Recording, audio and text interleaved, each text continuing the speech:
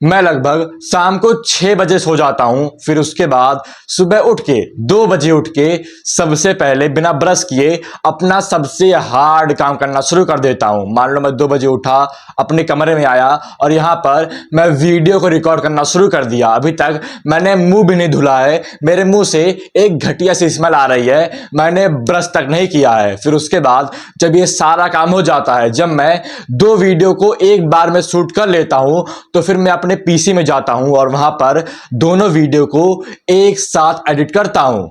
2 video को shoot और 2 video को एडिट। फिर उसके बाद मैं अपने कमरे में बैठ के एक बुक को पढ़ना शुरू कर देता हूं, लगभग एक चैप्टर, और इंतजार करता हूं कि कब मेरे जिम का टाइम आएगा। फिर जिम से 1 घंटे पहले मैं ब्रश करता हूं और वापस से जिम को जाता हूं। जिम से आता हूं 2 घंटे बाद और नहा के वापस से काम करना शुरू कर देता हूं। और गेस करो ये टाइम कितना हो रहा होगा कि मैंने इतना सारा काम किया, 2 वीडियो को शूट कर लिया, 2 वीडियो को मैंने एडिट भी कर लिया। उसके बाद जिम गया, जिम से वापस भी आ गया, नहा भी धो लिया और वापस से अपना काम करना शुरू कर दिया। तो फिर इन सारे कामों में मुझको कितना टाइम लगता होगा, एक बार तुम गेस करो। बेसिकली मुझको बस 6 घंटा लगता है ये सारे काम को कंप्लीट करने में। अगर थोड़ा बढ़ा लोगे तो 7 घंटा। यानी कि अगर मैं 2 बजे उठा हूं तो मेरा 9 बजे तक 90% काम हो जाता है और उसके बाद 9 से 6 मेरे पास बहुत ज़्यादा टाइम रहता है और मैं वापस से अपना हार्ड काम करना शुरू कर देता हूं। तो फिर सोचो कौन आदमी मुझसे कॉम्पीट कर पाएगा अगर मैं सारा काम इतने अच्छे से कर रहा हूं। और यही चीज मैं अभी तुमको सिखाने वाला हूं कि आखिर तुम लोग कैसे रूथलेसली प्रोडक्टिव हो सकते हो, कैसे तुम 99% लोगों को अपने कंपटीशन में बीट कर सकते हो। पर पहले स्टेप से पहले तुम एक एक्शनेबल स्टेप को फॉलो करो। एक बार वीडियो को मिनिमाइज करो अगर तुम इसको फुल स्क्रीन पे देख रहे हो। उसके बाद डिस्क्रिप्शन पे जाओ, पहले लिंक को क्लिक करो और मुझसे फ्री में अभी के अभी एक कोचिंग कॉल बुक कर लो अगर तुम कम काम करके ज्यादा मनी अर्न करना चाहते हो। सिंपल। फिर जो हम लोग का सबसे पहला स्टेप है वो है जस्ट एक्ट। तो फिर बहुत सारे मेरे क्लाइंट्स जो मेरे पास आते हैं, मुझसे कोचिंग लेते हैं, वो सब ये बोलते हैं कि भाई मैंने अपनी लाइफ में इतना कुछ एक्सपीरियंस कर लिया है कि अब मुझको काम करने का मन ही नहीं करता है। मैं सोचता हूं अगर मैं ये काम करूंगा तो फिर क्या पता ये क्या चीज काम करेगी, मुझको पैसा आएगा, या फिर मेरा सारा एफर्ट फेल हो जाएगा। और मैं उससे कहता हूं कि आखिर ये चीज पता कैसे चलेगी हम लोग को कि आखिर ये चीज वर्क करने वाली है या फिर वर्क नहीं करने वाली है। उसने बोला बस काम करके। तो फिर मैं सिंपल आंसर देता हूं कि बस काम करो, और जब उस काम से रिजल्ट मिलना शुरू हो जाएगा, जब तुम्हारे सब्सक्राइबर बढ़ना शुरू हो जाएंगे, जब तुम्हारे पास मनी आना शुरू हो जाएगा, तो वैसे ही तुम अच्छा फील करना शुरू कर दोगे। तो इस समय बस कुछ टाइम के लिए थोड़ा सा डिस्कंफर्ट फेस कर लो कि तुम्हारे पास रिजल्ट नहीं आ रहा है और तुम काम कर रहे हो, पर उसके बाद जब रिजल्ट आएगा तब तुम अच्छा फील करोगे, तब तुम उस काम में मोटिवेटेड फील करोगे। इसीलिए just act and when result come you feel good, you feel motivated. जितने भी मेरे क्लाइंट्स हैं सब आके ही बोलते हैं कि भाई मैं एक्शन ले ही नहीं पा रहा हूं, पास्ट में मेरे साथ बहुत सारी चीज हुई है।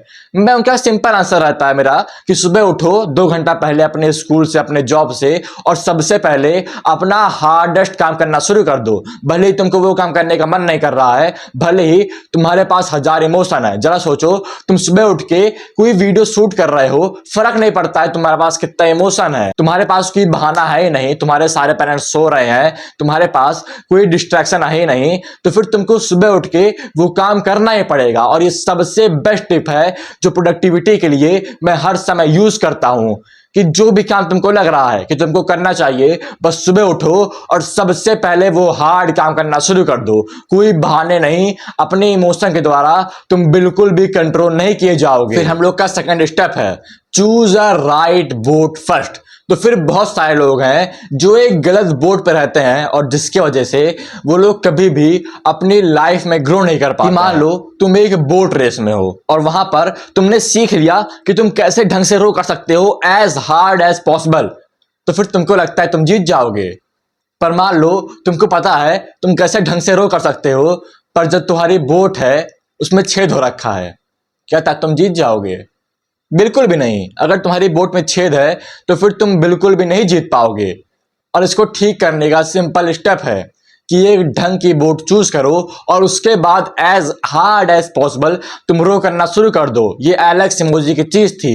अगर तुम किसी गलत काम में अपना 100% ठूस रहे हो तो फिर तुमको उससे रिजल्ट नहीं मिलेगा। अगर उससे इतना भी रिजल्ट मिलना होगा तो फिर गॉड तुमको इतना भी रिजल्ट नहीं देंगे। वो तुमको संकेत देंगे कि भाई मैं तेरे को रिजल्ट इसलिए नहीं दे रहा हूं क्योंकि मुझको पता है फ्यूचर में ये चीज तेरे लिए बेकार होने वाली है, और इसीलिए वो इस समय तुमको अगर 500 रुपए 100 रुपए दे देंगे तो फिर तुम इस काम से एडिक्ट हो जाओगे जो गैम्बलर्स करते हैं। इसीलिए वो तुमको बिल्कुल भी रिजल्ट नहीं देंगे। तो फिर अगर तुम 6 से 7 महीने से किसी एक काम में बहुत हार्ड मेहनत कर रहे हो, जो कि मुझे पता है तुम लोग नहीं कर रहे होगे, पर बेसिकली मान लेते हैं तुम लोग पढ़ाई में इतनी हार्ड मेहनत कर रहे हो और अगर तुमको कोई अच्छा रिजल्ट नहीं मिल रहा है तो फिर वो मेहनत जो तुम कर रहे हो वो बेकार है, या तो तुम्हारी बोट ही खराब है, तुम उस चीज के लिए बने ही नहीं हो।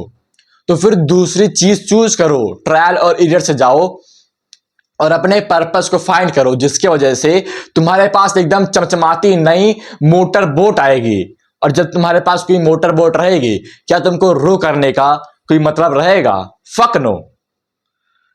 तो सिंपल चीज है, choose a right boat and row as hard as possible. Choose your purpose. बहुत सारे अलग अलग बिजनेस को ट्राई करो, एजेंसी को, एडिटिंग को, यूट्यूब चैनल को। अगर तुमको पढ़ाई से कोई सक्सेस नहीं मिल रही है और उसके बाद तुम अपनी लाइफ में ग्रो करना शुरू कर दो। हम लोग का थर्ड स्टेप है, if you don't have a big pain you never can grow. तो कल मैं अपने क्लाइंट्स के साथ एक लेक्चर ले रहा था लगभग 2.5 घंटे का, और वहां पर मैंने एक एक्शनेबल स्टेप दिया कि भाई तेरे को जाना है, तुम सबको जाना है और बाहर किसी पर्सन को अप्रोच करना है जिसको तुम अपना जो प्रोडक्ट है, जैसे एक क्लाइंट का था एडिक्शन के ऊपर, एक क्लाइंट का था वेट गेन के ऊपर, उसको पिच करोगे। और मैंने कहा कौन आदमी ऐसा काम कर पाएगा? कोई अपना मुंह ही नहीं खोला। सब कह रहे हैं भाई ये बहुत हार्ड है, बहुत कठिन है। और मैं उनको बाद में एक्सप्लेन किया कैसे ये काम कर सकते हैं और उन्होंने एक्शन लिया। पर वहां पर मैंने एक चीज बोली कि मान लो तुम्हारे पास इस समय खाने के पैसे होते ही ना, तुम्हारे पापा तुमको पैसे देते ही ना, तुम बहुत पेन फील कर रहे होते, तुम्हारे पास वो फटे कपड़े होते, तो फिर क्या तुम बाहर जाके 100 लोगों से ये ना बोलते कि भाई मुझको काम दे दो, मैं तुम्हारे लिए ये काम कर सकता हूं, मुझको पैसा दे दो? क्या तब तुम्हारे पास जब इतना पेन होता कि तुम्हारे पास पैसा होता ही ना, तब क्या तुम बाहर जाके 100 लोगों को अप्रोच ना करते, अपना प्रोडक्ट तुम पिच ना करते? सिंपल सी बात है, तुम करते।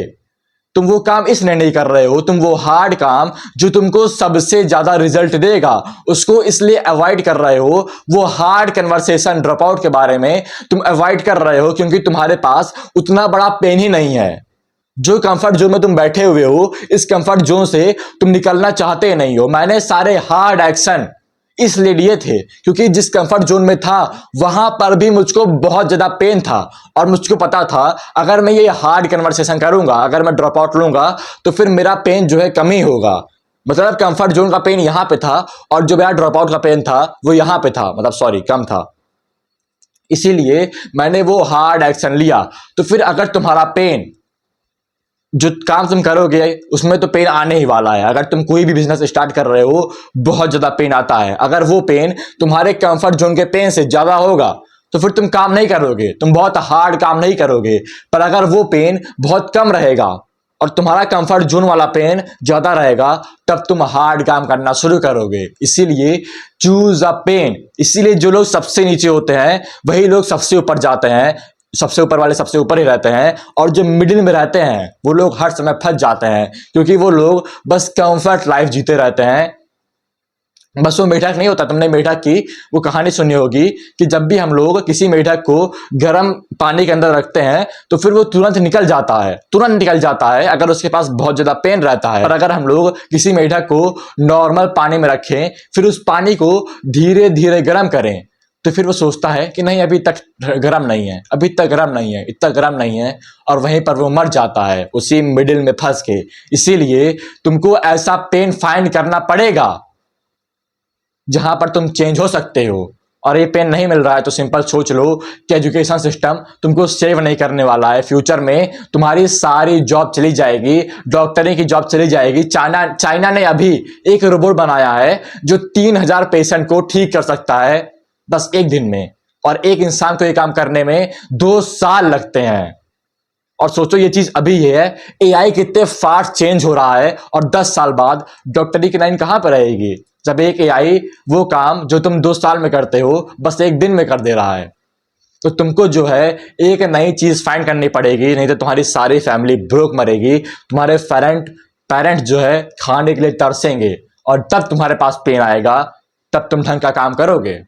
सिंपल। एक चीज थी यहां पर कि जब भी तुम मोटिवेटेड फील नहीं कर रहे हो तो फिर एक बार निगेटिव विजुअलाइजेशन करना शुरू कर दो कि मान लो तुम मोटिवेटेड नहीं हो अपने काम को लेकर, तो विजुअलाइज करो अगर तुम ये काम नहीं करोगे तो फिर तुम्हारी सारी फैमिली भूख से मर रही होगी, तुम्हारी मदर तुम्हारे ऊपर चिल्ला रही होंगी, तुम्हारे मुंह पे रो रही होंगी, तुम्हारे फादर तरस रहे होंगे, कोई घटिया सी लेबर वाली जॉब कर रहे होंगे।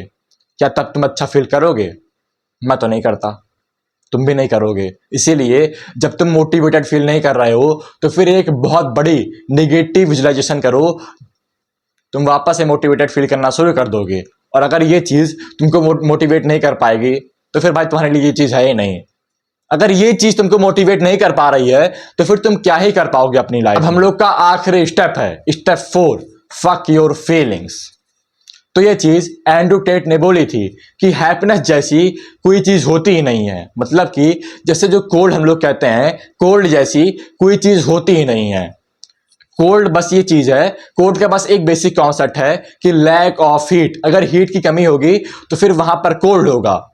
मतलब कोल्ड जैसी कोई चीज होती नहीं है, एक होती है हीट, एक होती है लैक ऑफ हीट। समझ रहे होगे तुम ये चीज। वैसे ही सैडनेस जैसी कोई चीज होती ही नहीं है, जो ये फीलिंग होती है कि भाई मैंने इतना काम किया मैं बहुत सैड फील कर रहा हूं, ऐसी कोई चीज होती ही नहीं है। सैडनेस का बस एक सिंपल मतलब है lack of happiness, happiness and lack of happiness. और सोचो कि अभी तक तुम्हारे साथ सबसे बुरी चीज क्या हो सकती है कि मान लो तुम्हारे पूरा परिवार एक कार में जा रहा होगा और उसको किसी ट्रक ने ठोकर दे दी और तुम्हारा पूरा परिवार एक साथ डेड हो गया। ये तुम्हारे लिए सबसे बुरी चीज हो सकती है, इसके अलावा और कोई चीज बुरी नहीं होगी। तो फिर खुश रहो कि तुम्हारे साथ ऐसी चीज नहीं हुई है और तुम्हारे पास खाने के लिए इस समय पैसा है, तुम आराम से अपना वो हार्ड काम कर पा रहे हो, इसलिए खुश रहो। सैडनेस जैसी कोई चीज होती ही नहीं है। तुम ये सोचते हो कि भाई मेरे पास वो चाइल्ड वाली हैप्पीनेस ही नहीं आ रही है, क्योंकि तुम एक मोरॉन हो।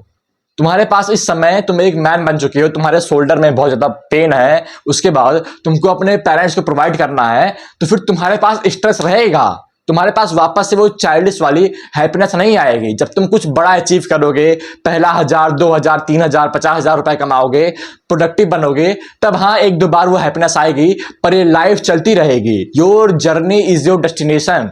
अपनी जर्नी को एंजॉय करना शुरू कर दो, नहीं तो तुम बस सोचते हो कि अच्छा भाई ये कहीं हो रहा है, ये नहीं हो रहा है। Sadness is not a thing, feeling is not a thing, is just a lack of happiness. और सोचो क्या तुम हैप्पीनेस से लैक कर रहे हो अगर तुम्हारे सारे फैमिली मेंबर जिंदा हैं?